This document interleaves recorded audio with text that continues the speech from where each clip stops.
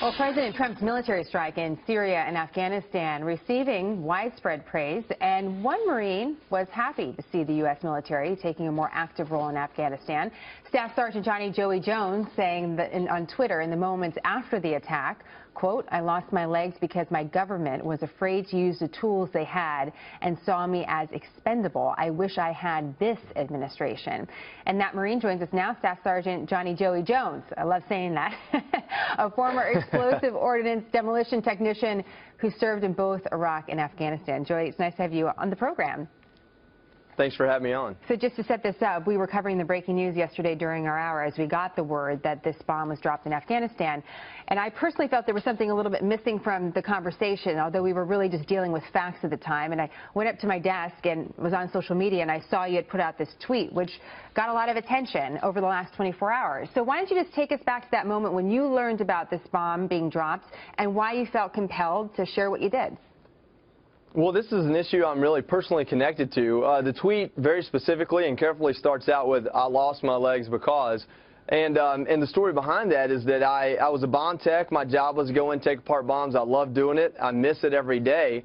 But the actual operation I was injured on was a ghost town where people had stockpiled the enemy had stockpiled components to build IEDs with, and what we were trying to do is neutralize those IED components.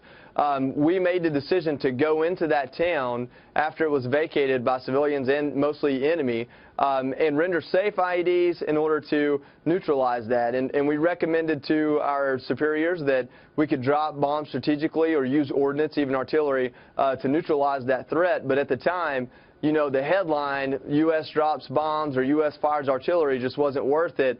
I guess risking us was. That's how I feel. That's how we felt then.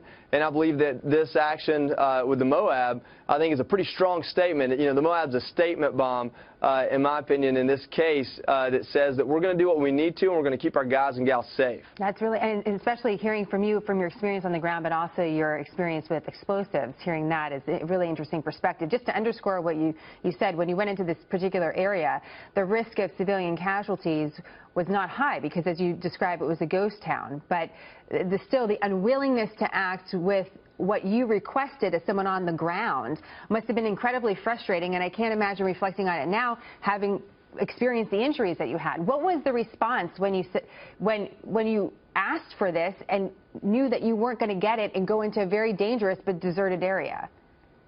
Well, we were allowed to kind of request a list of recommendations prior to us going in on foot and doing this by hand. None of them were approved until later on, actually until after I was injured and another person was killed, another Marine was killed. And that's kind of usual. We start with as far away from us using our hands as possible because we want to stay alive.